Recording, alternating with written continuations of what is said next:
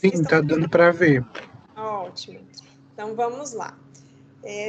Tudo que a gente, né, vai falar hoje na aula foram coisas que vocês já ouviram falar na vida, né? Então, eu sempre começo essa aula de hemorragia grave lembrando aquelas coisas que a gente via muito tempo atrás sobre o metabolismo celular aeróbio e anaeróbio, né? Então, quando a gente tem um choque hemorrágico, uma das primeiras repercussões que a gente tem é uma redução da chegada de oxigênio à célula, fazendo que o metabolismo aeróbio, que consegue gerar 38 moléculas de ATP, seja convertido ao metabolismo anaeróbio com uma quantidade muito pequena de energia gerada, né? Vai passar a gerar apenas 2 moléculas de ATP. E isso faz com que a gente perca a capacidade de manter a integridade celular. E além de eu ter essa alteração dessas bombas de íons, eu vou ter dificuldade de manter o pH intracelular e vou levar, consequentemente, a uma alteração do pH extravascular, né, no pH sérico. E vou ter como consequência o metabolismo anaeróbio, além dessa desregulação e essa diminuição da produção de energia, uma formação do ácido lático, que é aquele marcador que a gente vai estar sempre pedindo em qualquer caso de choque, para tentar enxergar esse metabolismo alterado a nível celular. Eu tive meu primeiro caso de choque hemorrágico na vida quando eu era interna da maternidade escola. E eu fui contar contar quantos anos que isso tinha acontecido. Já vão fazer quase 20 anos que eu tive um caso, que eu fiz o parto de uma mulher que no pós-parto evoluiu com uma hemorragia grave por atonia uterina. E eu não entendia naquele momento, né, cabecinha de interna, meu primeiro mês no internato, como que uma paciente que a gente conseguiu estabilizar, que a gente conseguiu reverter todo o problema, né, em relação à coagulação, ela evoluiu para óbito 3 dias depois na UTI materna. Isso me judiou bastante e hoje eu consigo entender isso claramente, né? O choque hemorrágico é uma bomba relógio. E se eu não tomar toda a atitude, né, todas as ações necessárias num tempo hábil, o choque que era inicialmente reversível se torna irreversível. E a evolução natural desse quadro é falência de múltiplos órgãos e morte. O protocolo de hemorragia grave do complexo, ele segue o passo a passo definido pelos protocolos, pelos guidelines que vocês podem encontrar na literatura de manuseio desses pacientes com hemorragia grave. E uma das coisas mais importantes é que a gente consiga identificar quem é o paciente que está sangrando. Isso nem sempre é fácil, né? Porque a gente pode ter, por exemplo, sangramento de um paciente que acabou de ser operado, sangramento que a gente não está conseguindo enxergar, mas às vezes a gente consegue enxergar e não consegue ter certeza que aquele sangramento é grave. Então, tudo isso complica o atendimento dos pacientes. Então, no manuseio de hemorragia grave, é melhor você ter uma maior sensibilidade, quer dizer, você pegar mais gente do que você deve, do que você tentar ter certeza que é uma hemorragia grave para acionar o protocolo. E na hora que você identifica esse paciente com hemorragia grave, você deve ser capaz de acionar rapidamente os envolvidos. E os envolvidos vão ser, obviamente, colegas médicos, vamos ter equipes de enfermagem envolvida, mas o atendimento de hemorragia grave, ele tem um envolvimento muito maior, multissetorial, né, no hospital. A começar que eu preciso ter o laboratório envolvido, eu preciso ter a unidade transfusional envolvida. Muitas vezes eu preciso até ter a farmácia envolvida, porque às vezes eu tenho que fazer alguma medicação que eu não tenho naquele momento. E eu preciso, muito frequentemente, ter um centro cirúrgico envolvido. Às vezes, numa hemorragia digestiva alta, eu preciso do setor de endoscopia também, ciente do caso e preparado para receber o paciente para fazer uma endoscopia de emergência, por exemplo. E como todo protocolo de atendimento emergencial, é muito importante que a gente tenha uma definição de líder no atendimento. Por quê? Porque se a gente não tiver uma pessoa que consiga enxergar de uma forma geral o que está acontecendo, que consiga estar um pouco mais fora do cenário do atendimento direto, a gente vai ter uma equipe batendo cabeça sem saber o que vai fazer. Então, esse líder vai ser aquela pessoa que vai falar, ó, tem que fazer ácido anexâmico agora, correu 250, reavalia sinais vitais, como que está agora que já correu 1000 ml de cristalóide para a gente ver se precisa ou não fazer algo a mais, vamos ver os sinais vitais, vamos ver também o índice de choque. Então, o líder vai ser essa pessoa para orquestrar tudo que está sendo feito no atendimento àquele doente.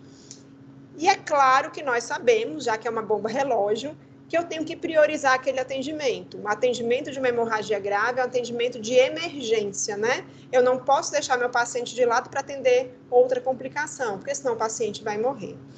E essa priorização do atendimento é muito simples ser feita quando eu estou enxergando o paciente. Né? Vocês concordam? Se a gente está vendo um paciente com hemorragia grave, a gente consegue muito claramente saber que aquele paciente, normalmente, né, se eu estou vendo sangramento, é um paciente que precisa ser muito bem cuidado.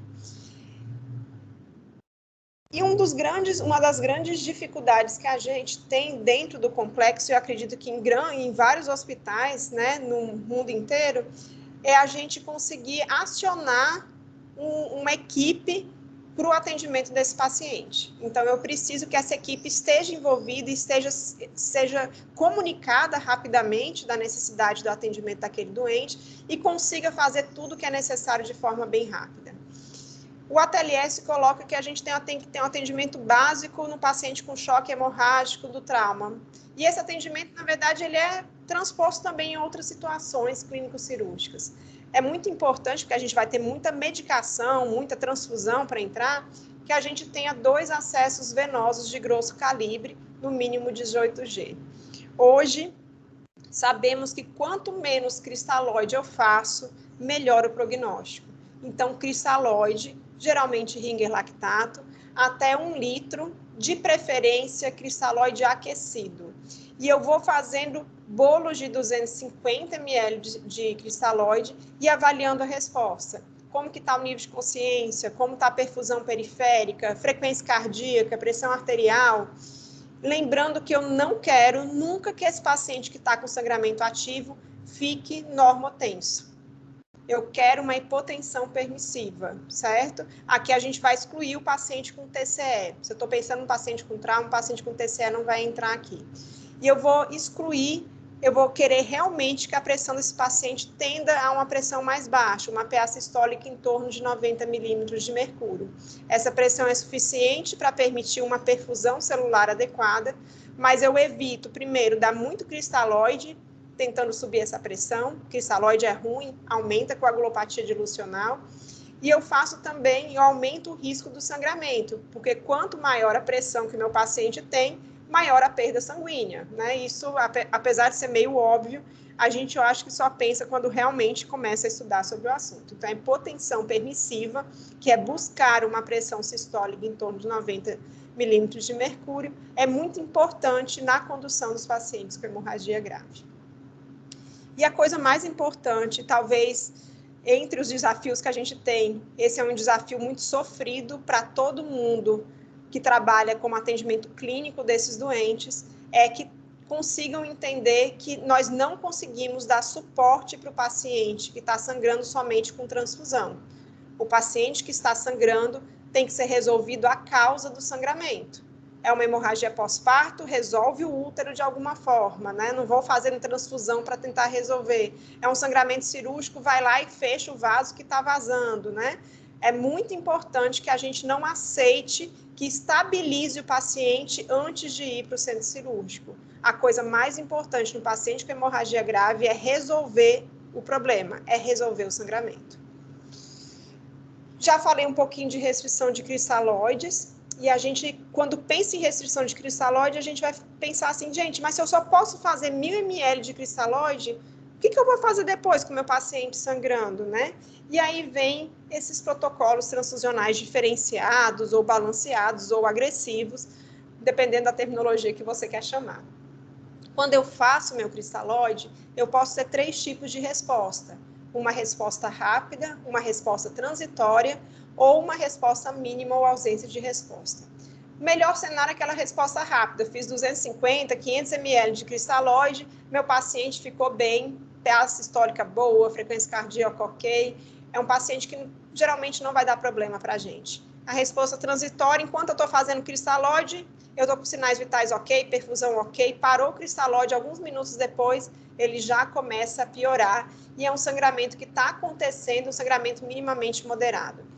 E aquele paciente mais grave é o paciente com resposta mínima ou ausência de resposta, em que eu tenho realmente um sangramento com perdas maiores de 40% da volemia. O que tem em comum qualquer uma das situações? A primeira coisa é a necessidade que a agência transfusional esteja ciente da existência desse paciente. Quanto mais cedo a amostra for coletada e os testes pré-transfusionais forem realizados, mais segura é a transfusão para o paciente. Então, a agência transfusional tem que ser acionada com qualquer suspeita de hemorragia grave. E eu preciso também uma pessoa que consiga intervir naquele sangramento. Por exemplo, é um sangramento cirúrgico, eu preciso de um cirurgião. É um sangramento digestivo alto, hemorragia digestiva alta, eu preciso da endoscopia disponível. Vou falar um pouquinho de hemorragia pós-parto, eu preciso do GO ali. Eu não posso conduzir simplesmente achando que cristalóide, medicação e transfusão vão resolver, que podem resolver uma quantidade pequena de pacientes, mas geralmente eu vou precisar de uma intervenção. E quando é que eu decido transfundir? Vocês sabem que existem algumas regras, né? Regra de ouro na hemoterapia. Uma das regras de ouro da hemoterapia, que eu quero que vocês saiam dessa aula tendo introjetado isso em vocês, é: eu não posso transfundir o paciente que está estável sem um hemograma do dia. Ah, eu tinha um hemograma de ontem, quero transfundir hoje, se não for no contexto de sangramento, eu não posso transfundir. Regra de ouro, certo? Mas no paciente com sangramento grave, essa regra de ouro não funciona. A regra de ouro é exatamente o oposto. Eu não vou esperar exame para transfundir. Quando que eu decido transfundir? Quando eu faço 1000 ml do meu cristalóide aquecido, aqui as 4 bolsinhas para a gente lembrar que a gente vai fazendo bolos de 250 e reavaliando. Meu paciente continua com sangramento grave e eu avalio os sinais vitais. Eu quero tentar prever se esse paciente vai para aquilo que a gente chama de transfusão maciça. A transfusão maciça, classicamente é definida como a transfusão de mais de 10 concentrados de hemácia em 24 horas. Mas existem outras definições: reposição de sangue, 75 ml por minuto em 24 horas, reposição de 50% da volemia corporal em 3 horas, perdas, né? Aí é muito difícil a gente estimar, e a transfusão de mais de 3 ou 4 CHs em 1 hora. Isso tudo, né, de 24 horas, a gente foi tentando na literatura diminuir o tempo para conseguir prever qual era o paciente que ia mal. Porque 24 horas depois, quando o paciente já tomou um mundo de concentrado de hemácia, não adianta muito eu olhar para trás e falar: eu deveria ter feito plasma ali no começo, né? Então, a gente chegou muito tardiamente nesse paciente. Hoje, o mundo está tentando descobrir alguma fórmula mágica de prever quem é o paciente que vai para a transfusão maciça. Eu gosto muito desse artigo, recomendo vocês pegarem um artigo livre da BJH, de uma autora britânica, Barbara Hunt, que coloca que o manuseio de hemorragia grave do paciente, o manuseio transfusional do paciente com hemorragia grave, pode ser definido a partir simplesmente da percepção dessa hemorragia grave para um paciente que tem uma pressão sistólica abaixo de 90 milímetros de mercúrio e ou uma frequência cardíaca acima de 110 batimentos por minuto. Mas dentro do complexo do HU e da MEAC, a gente tem utilizado o índice de choque para ajudar a definir o risco desse paciente evoluir mal, precisar de protocolo transfusional diferenciado, para que a gente possa realmente, de uma forma rápida, começar a intervir com a transfusão precoce de plasma e hemácia. E é um cálculo muito simples, que é a frequência cardíaca sob pressão arterial sistólica. Quando esse cálculo der acima de 0,9 na população adulta, inclusive na hemorragia pós-parto, eu vou considerar que é um paciente de risco para transfusão maciça e, consequentemente, eu vou decidir a transfusão sem os exames, tá? E eu não vou fazer mais como eu fazia anteriormente. Vocês lembram que quando começou a transfusão de sangue no mundo, em mais ou menos 1900 e lá vai bolinha, né? No comecinho de 1900, 1903, 1904, a gente fazia transfusão de sangue total. E essa transfusão de sangue total é excelente, eu estou dando hemácia, plasma, plaqueta, tudo que meu paciente precisa. Só que desde 1950, o mundo passou a trabalhar com hemocomponentes, quando a gente começou a ter disponível as bolsas plásticas para poder fracionar aquele sangue. E a gente passou a tratar a hemorragia grave com hemácia e cristalóide. E a gente passou a esquecer, né, naquele momento, que o paciente não sangra só hemácia, ele sangra tudo. E ele sangra, e mais do que sangra, ele consome. Existe um consumo muito grande de fatores de coagulação, e aqui lembrar também do fibrinogênio e de plaquetas no momento de uma hemorragia grave. Então, se eu transfundir apenas hemácias, eu vou levar a uma piora da coagulopatia, piora do sangramento e piora da mortalidade desses pacientes. E essa abordagem, que na literatura a gente chama de 1 para 1 ou 1 para 1 para 1, significa que eu vou estar dando um concentrado de hemácia para um plasma, e aqui esse umzinho a mais seria uma plaqueta randômica, que é uma plaquetinha solta, né? É uma plaqueta que o hemócio já não trabalha há muitos anos. Então, para a gente, o protocolo é 1 para 1, é uma hemácia e um plasma. E essa abordagem 1 para 1, que vai começar na hora que meu paciente receber mais do que recebeu 1.000 ml de cristalóide, continua sangrando, índice de choque de 0,9, se mostrou mais efetivo que a abordagem tradicional de hemácia com cristalóide. Na guerra do Iraque foi vista redução de quase 50% da mortalidade, vários trabalhos na emergência civil também evidenciando redução de mortalidade, e com alguns guidelines em todas as áreas que vocês podem imaginar, falando de sangramento, informando que a gente deve tentar sim ser agressivo e fazer transfusão balanceada, que isso reduz complicação e morte.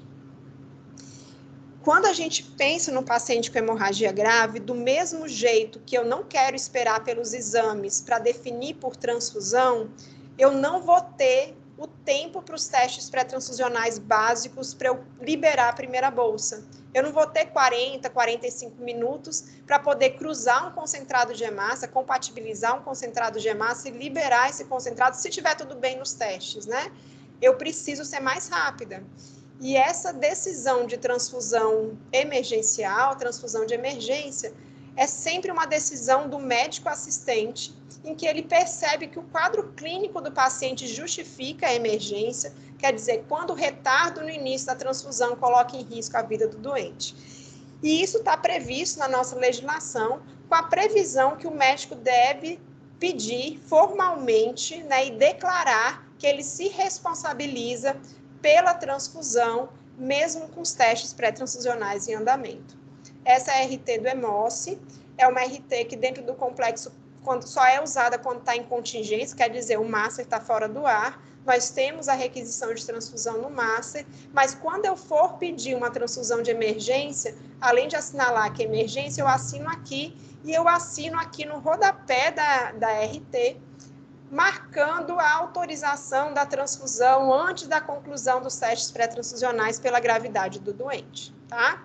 Então, devemos pela portaria fazer isso. Nós definimos nos comitês transfusionais dos 2 hospitais que essa solicitação de transfusão emergencial é igual uma solicitação de adrenalina para um paciente em parada. Vocês não vão parar de fazer a reanimação para prescrever adrenalina. Vocês vão fazer a ordem verbal e depois vocês prescrevem, não é isso? A mesma coisa a gente vai fazer aqui. A gente vai dar a solicitação verbal, informando que vai assinar o termo, e a gente da agência transfusional vai estar liberando os componentes que vocês pedem a partir só dessa solicitação verbal. Depois vocês vão mandar a requisição de transfusão totalmente preenchida, com as 2 assinaturas, tudo certinho. Mas a primeira liberação vai ser uma liberação simplesmente por ordem verbal. Essa amostra tem que chegar o mais rapidamente possível, e a gente, dentro da agência, a gente tem um protocolo que serão liberados concentrados de hemácia O negativo para mulheres com menos de 50 anos e crianças, ou O positivo para os demais pacientes. E nós trabalhamos com plasma. Hoje a gente não trabalha com plasma AB, que é o plasma universal, né? O mundo não consegue trabalhar com plasma AB porque a gente tem poucos doadores AB, e a gente acaba usando esse estoque e não consegue depois transfundir quem é AB. Então, o mundo vem trabalhando com plasma A para a situação de emergência, quando a gente não conhece o ABO do doente.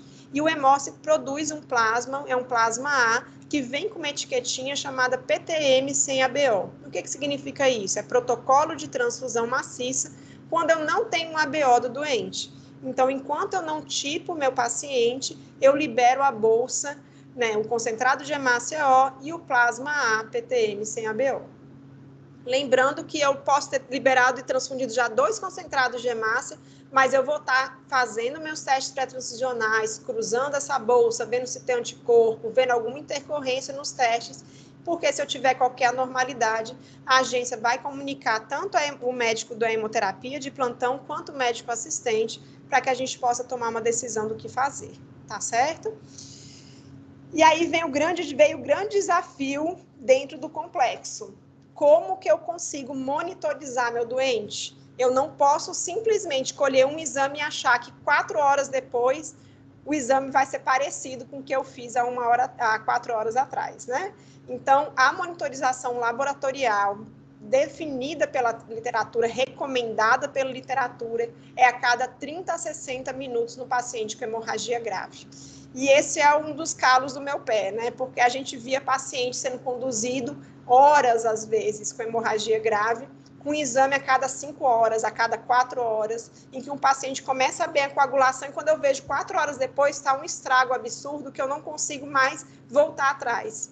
Então, essa reavaliação tem que sim ser feita nesse período. Ah, mas eu não comecei a transfundir, vai colher. Ah, mas eu estou transfundindo, não terminei de transfundir, vou colher. Ah, mas eu não comecei a transfundir, tem indicação de transfundir mais coisa do que eu já estou fazendo, vai colher mesmo assim. Então, a cada 60 minutos a gente vai colher, certo? E essa avaliação laboratorial, ela começa com a coleta, geralmente pela equipe assistencial, de 2 tubos roxos, um tubo, que é tubo de EDTA, um tubo de tampa azul, que é o tubo de citrato, e uma seringa com heparina, que é o pragaso. E o nosso protocolo dentro do complexo tem esses exames. Alguém já ouviu falar na contagem global? Vocês ouviram, meninos? A contagem global nada mais é do que o que sai do contador automático de células. Em vez de eu passar um hemograma, em vez de eu pedir um hemograma, que faz com que eu tenha um resultado do equipamento e depois eu faça um esfregaço do sangue periférico, olho no microscópio, vou ver se o leucócito está feio, se o linfócito é atípico, se eu tenho granulação tóxica, nenhuma informação dessa importa, né? O que eu preciso? HB, HT e plaqueta. E a contagem global vai dar exatamente para a gente o que o equipamento solta, certo? Eu vou pedir um coagulograma básico, que isso é fundamental, TAP, TTPA e fibrinogênio.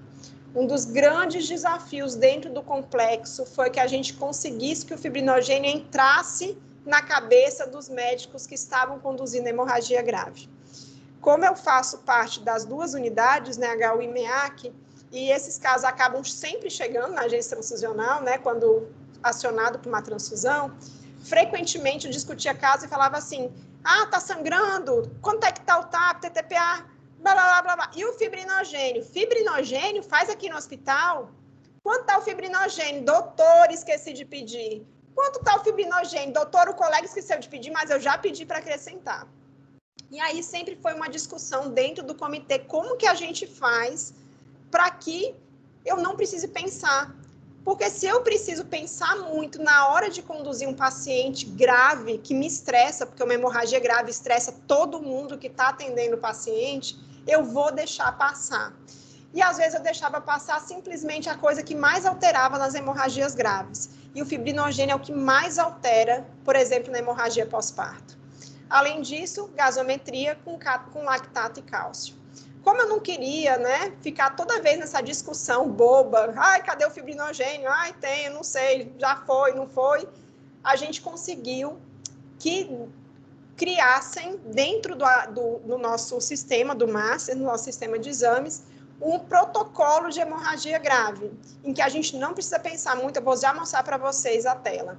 E a cada 60 minutos, eu vou repetir isso 20 vezes para vocês na aula, a cada 60 minutos a gente vai coletar, independente se está transfundindo, se não está, se começou, se não começou, a cada 60 minutos, enquanto o paciente estiver sangrando, eu vou estar coletando. E o paciente parou de sangrar, eu vou fazer mais uma coleta com 60 minutos, porque se a coagulação tiver um desespero, por exemplo, eu tenho um paciente que estava sangrando e eu colhi um exame pós-sangramento e o fibrinogênio estava 30, o paciente vai sangrar de novo. Então, a recomendação é a gente coletar esse pós para definir se o risco é muito grande de ressangrar uma hemorragia grave e transfundir para evitar esse sangramento. Quanto tempo que eu coleto? A cada 60 minutos, né? E lembrar que a agência transfusional é chata, a hemoterapia é chata, porque a gente tem uma legislação bem braba cuidando da gente. Nossa legislação, a portaria de consolidação número 5 do Ministério da Saúde, fala que a agência transfusional não pode usar uma amostra mal identificada para a realização dos testes pré-transfusionais. Então, se a amostra chegar mal identificada na agência transfusional, sabe o que acontece com ela? Ela vai para o lixo. Não pode voltar para reidentificar, não pode trocar a etiqueta. Chegou na agência, vai para o lixo. E isso é muito ruim. Se eu não conseguia me lembrar como é que eu pedi o fibrinogênio, né, que eu tinha que pedir o fibrinogênio, imagina a pessoa que nunca coleta a amostra pré-transfusional lembrar que precisa do nome completo sem abreviação, do número do prontuário, do nome de quem coletou e da data da coleta para a amostra ser utilizada. Então, a gente criou umas etiquetas, tem etiqueta de contingência dentro dos kits de hemorragia, que dentro do HU estão nos carrinhos de parada, com as identificações básicas dessas amostras, tá? E também temos no Master, onde são impressas outras etiquetas, uma etiqueta específica para a amostra pré-transfusional. E quando a gente coletar essas 4 amostras iniciais, a gente identifica todas do mesmo jeito. A amostra da agência transfusional e as amostras que vão para o laboratório. Essa é a solicitação de exames no Master, né? A gente está com 4 residentes novos, que acredito que já estejam com acesso ao Master, e tem uma telazinha que é o postos de enfermagem, que vocês podem colocar como atalho, que eu aconselho que vocês coloquem como atalho na hora de entrar no Master. Isso é muito fácil fazer se vocês precisarem eu ajudo, certo? Nos postos de enfermagem, eu seleciono quem é meu paciente. Eu selecionei aqui um paciente da clínica 2B, né, que adora sangrar as hemorragias digestivas altas. Eu faço uma solicitação normal de exame, entro em solicitação de exames com o meu botão da direita e vai aparecer essa tela. Teoricamente, todos os usuários de vocês já está ajeitado para simplesmente eu dando tab, eu consigo chegar aqui nessa partezinha do protocolo. Se eu colocar o número 1, já saem os exames. Se eu não lembrar, eu clico nessa setinha, escolho paciente com hemorragia grave, dou o OK e trago automaticamente todos os exames que compõem o protocolo, certo? Então, eu não preciso pensar. Eu vou ter a contagem global, fibrinogênio, TAP, gasometria, TPA, automaticamente, e eu finalizo o pedido. Gente, isso daqui demora, se você já tiver logado, uns 20 segundos para você fazer. Então, não tem justificativa para a gente não estar fazendo a solicitação por aqui. Mas, ocasionalmente, vamos ter o Master fora do ar, certo? Então, a contingência, esse formulário de solicitação de contingência também está no carrinho de parada, no kit de hemorragia, em que eu tenho os mesmos exames que eu peço para os pacientes, né, ali no Master. Eu vou colar simplesmente uma etiqueta aqui, carimbar e assinar, e junto com as amostras eu vou encaminhar esse pedido para o laboratório. Lembrando que o laboratório não começa a fazer os exames sem um cadastro no sistema. Então, se o Master estiver funcionando e você optar por fazer o pedido aqui, você vai atrasar o atendimento do seu paciente, tá? Então, preferencialmente no Master, isso é para acontecer simplesmente se o Master estiver fora. Lembram que eu falei que é muito fácil quando a gente vê uma hemorragia para a gente priorizar o atendimento? Quem é que não consegue priorizar, gente? Quem está trancado no laboratório fazendo exame. Quem tá trancado no laboratório fazendo exame não vê o paciente, vê uma amostra. E aí a gente discutiu muito como que seria a identificação nessa amostra, porque o laboratório precisa entender que é uma amostra de emergência, né? Aí a primeira discussão no comitê transicional, foi até no comitê transicional da MEA, que foi, vamos colocar de canetinha. Aí eu fui conversar no laboratório, vamos fazer de canetinha? Não, doutora, canetinha a gente já usa, é para urgência. Em 3 horas o resultado está pronto. Eu falei, em 3 horas o paciente está morto, né? Então, canetinha não serve. Vou tentar ver se a gente consegue uma etiquetinha colorida. E aí eu fui lá no setor de suprimentos, falei, vocês têm etiqueta colorida aí? Aí olharam para mim, doutora, temos. Tem um setor que usava, parou de usar, vai estar até sendo descartado porque está fora da validade. A senhora quer? Eu falei, quero. Qual é a cor? Eu falei, tudo que você tiver. E aí nós temos essa etiquetinha colorida de várias cores. Esse é um exemplo, essa amarela rajada de branco. Mas a gente tem roxo, dourado, prateado. O importante é que tenha uma etiqueta colorida afixada ao tubo para que o laboratório consiga enxergar que é uma hemorragia grave, certo? Não adianta colocar no tubo de EDTA e não colocar no tubo de citrato. Tem que colocar em todos os tubos para que essa priorização seja feita de forma adequada. E nós estamos correndo contra o tempo, não é verdade? E aí a conversa foi, eu falei que esse protocolo, na verdade, foi pensado por centenas de cabeças e desenvolvido diariamente por centenas de mãos, né? Nós conversamos muito com o laboratório, na época era Ana Paula, a chefe do laboratório, e ela me falou que a centrifugação do tubo de citrato para o TAP, TTPA e fibrinogênio demorava 20 minutos no laboratório. Eu botei minha mão na cabeça e falei, Ana Paula do céu, como é que eu conduzo uma hemorragia grave se só a centrifugação demora 20 minutos? Aí, vamos fazer uma validação, vamos tentar validar uma centrifugação menor? E ela conseguiu validar uma centrifugação em 5 minutos para poder fazer o TAP, TTPA e fibrinogênio. Então, só nessa conversa e na boa vontade da Ana Paula, a gente reduziu em 15 minutos o tempo para a liberação dos exames. Então, TAP, TTPA e fibrinogênio, a gente tem um acordo que o laboratório tem que liberar os exames em até 40 minutos no master. E a contagem global, com a gasometria, lactato e cálcio, o contínuo vai entregar na mão de vocês, porque vai estar impresso do equipamento, o contínuo vai aguardar o equipamento imprimir o exame, vai pegar o exame e vai entregar na mão de vocês, certo? E isso tem funcionado lindamente. Lembram que eu estou fazendo um hemácio, um plasma, um hemácio, um plasma, um hemácio, um plasma, enquanto a paciente está sangrando, mas em algum momento os exames vão sair. E eu tenho que definir pela transfusão, né? Transfusão de mais coisa, né? Porque eu já estou transfundindo. Meu alvo de hemoglobina para transfusão de hemácia é uma hemoglobina entre 7 e 9. Eu estou fazendo um hemácio, um plasma, mas minha hemoglobina veio de 5. E aí eu aumento a quantidade de hemácia que eu estou fazendo. Eu faço 2 concentrados de hemácia, por exemplo, para poder chegar a essa hemoglobina entre 7 e 9. Meu TAP ou meu TTPA acima de 1,5, eu vou fazer uma dose de ataque maior de plasma. Então, eu vou fazer 15 a 20 ml por quilo de plasma e isso vai dar algo em torno de 4 a 5 bolsas de plasma, tá? Estou fazendo um hemácio, um plasma, saiu o TAP ou TTPA acima de 1,5, faço minhas 4, 5 bolsas de plasma e volto 1 para 1 enquanto o paciente está sangrando. Praticamente nenhuma agência do estado tem plaqueta de estoque, porque a plaqueta tem validade de 5 dias só, é um estoque muito lábil.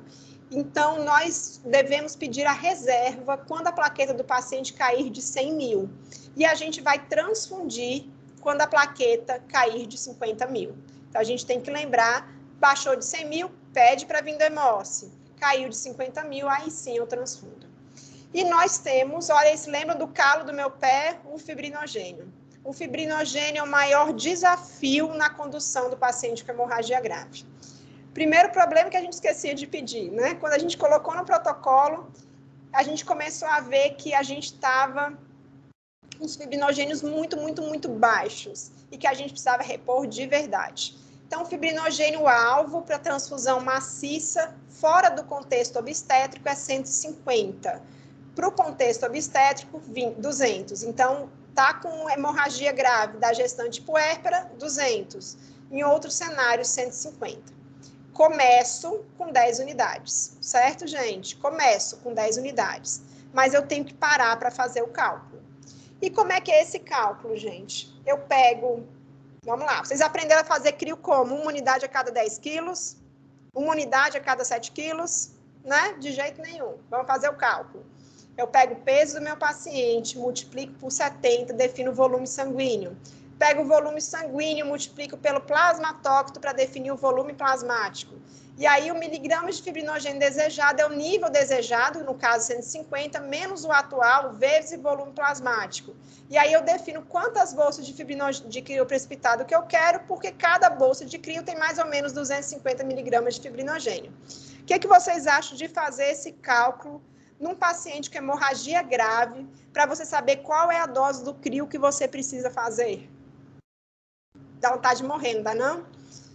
E aí, para a gente não ter tanto sofrimento, foi criado o aplicativo do EducaSangue.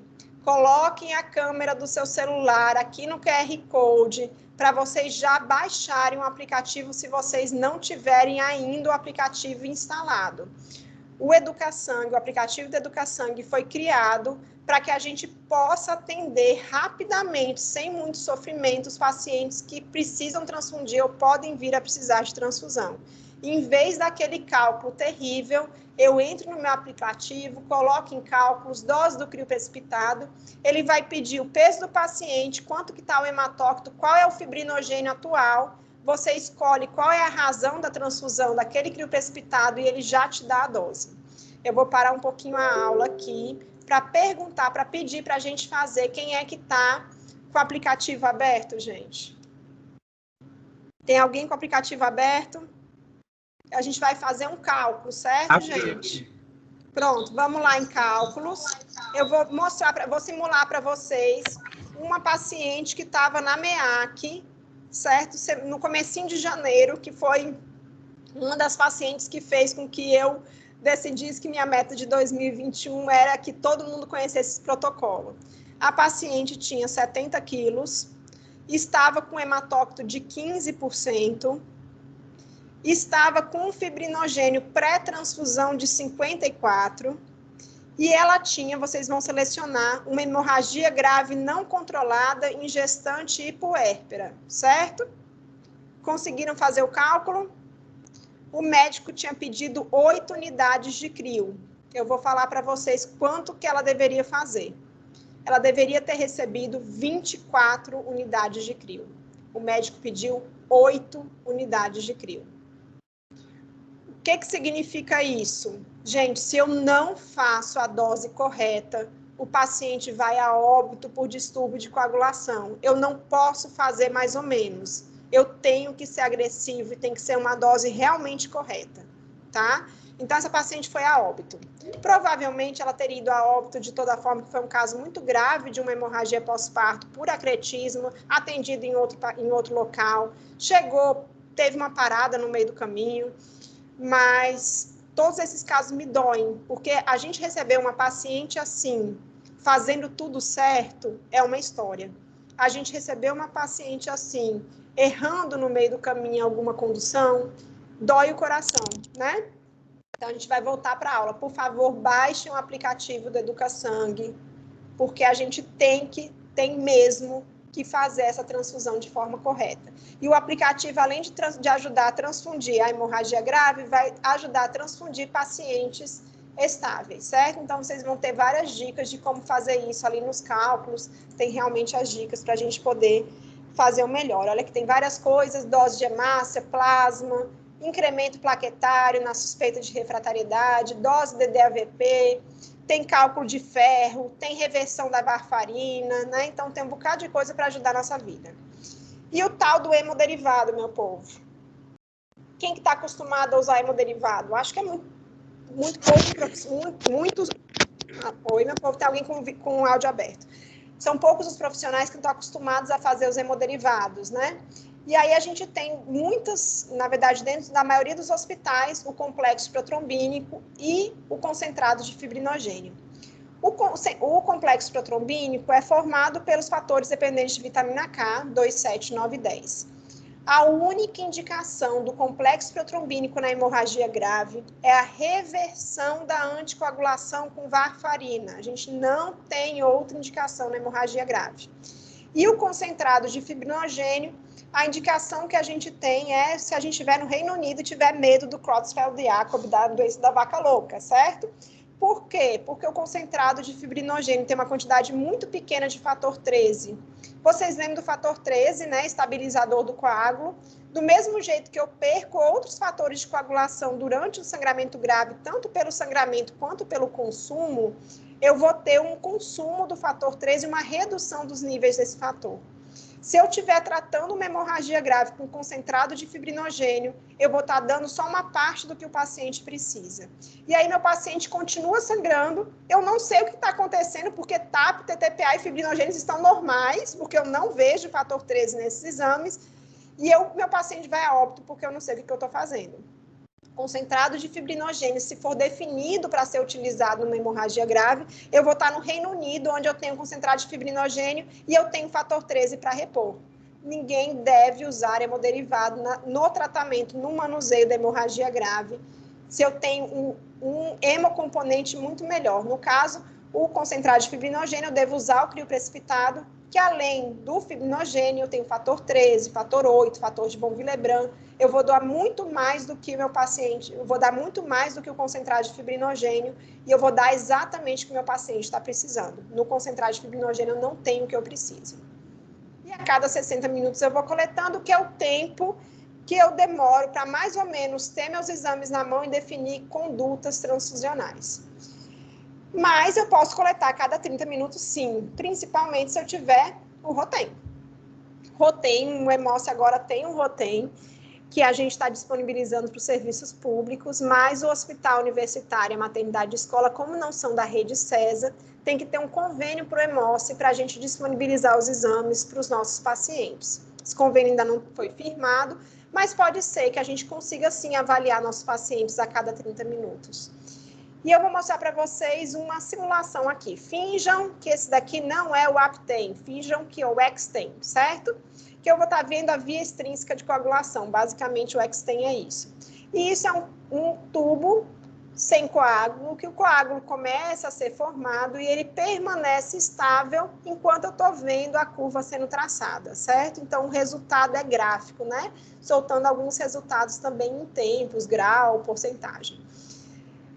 Minha paciente ou meu paciente que tem um coágulo assim no meu Rotem, é um paciente que deveria ter um coágulo até o final, mas um coágulo que é destruído muito rapidamente. Esse é o traçado clássico da hiperfibrinólise. Então, a única forma de avaliar a hiperfibrinólise que a gente tem é a partir do Rotem, certo? Não consigo de outra forma. E aqui eu falei para vocês fingirem que é o Extem, porque nada mais é isso, esse traçado depois que eu coloco a protinina, que é um antifibrinolítico. Coloquei um antifibrinolítico e aí meu traçado ficou bonitão, certo? Então, é como a gente vê a fibrinólise. E o uso de antifibrinolítico está aqui, no final do nosso passo a passo de manuseio de hemorragia grave, porque ele é muito importante também na condução dos pacientes. Já sabemos há muito tempo que no trauma, já sabemos que os procedimentos cirúrgicos, já sabemos que as hemorragias que o trabalho de parto, na verdade, que o parto, levam à lesão tecidual e aumento do ativador do plasminogênio tecidual. Vai levar à ativação do plasminogênio, vai converter o plasminogênio em plasmina e a plasmina é a nossa comedora de coágulos. Então, eu vou ter uma destruição do meu coágulo. Isso é normal, gente. Eu preciso ter um sistema fibrinolítico para destruir meu coágulo, porque se eu fizer um cortezinho no meu dedo e eu não tiver proteínas anticoagulantes, sistema fibrinolítico ativos, eu vou coagular o corpo inteiro e vou morrer trombosada, né? Então, é um sistema necessário, mas em lesão tecidual eu tenho uma hiperativação desse sistema, eu tenho uma hiperfibrinólise. E o astronexame, que é um agente antifibrinolítico, que vai agir bloqueando a ação da plasmina e inibindo a degradação do coágulo. Vou falar um pouquinho de hemorragia pós-parto, apesar de vocês não serem GOs, vocês um dia vão ajudar sim a conduzir pacientes com hemorragia pós-parto, né? Então, em 2017, foi publicado na Lancet um trial chamado Woman Trial. Esse trial foi a coisa mais linda, né? Ele pegou 20 mil pacientes em vários centros no mundo inteiro com hemorragia pós-parto. E as mulheres entraram, critérios de inclusão para esse estudo, foram perdas acima de 500 ml pós-parto vaginal, perdas acima de 1.000 ml pós-cesárea, definições clássicas de hemorragia pós-parto. Só um adendo que hoje deve ser considerado 500 ml independente da via do parto, né? Acima de 500 ml hemorragia pós-parto. Qualquer sinal de instabilidade hemodinâmica, e aí a gestante tem um aumento da volemia, né? Então, ela só vai sentir vai alterar sinais vitais quando ela perder 30%, 40% da volemia. Então, isso aqui é muito tarde na hora que eu vou pensar em tratar uma paciente com hemorragia pós-parto. E eu falo que esse trabalho é um dos que eu mais gosto na vida, porque ele colocou um critério de inclusão que foi muito pragmático para a nossa vida, muito factível para a nossa vida. Se você tem dúvida se o paciente está com sangramento grave, se você tem dúvida que precisa fazer, faça. Então, tem dúvida, abre o protocolo, faz astronexâmico. 20 mil pacientes, 10 mil em cada braço, ou astronexâmico ou placebo. E foi visto que quanto mais cedo eu dou o astronexâmico, melhor, né? Eu tenho mais resposta com 1 hora, uma resposta um pouquinho pior com 1 a 3 horas, e acima de 3 horas parece não ter benefício em relação ao placebo.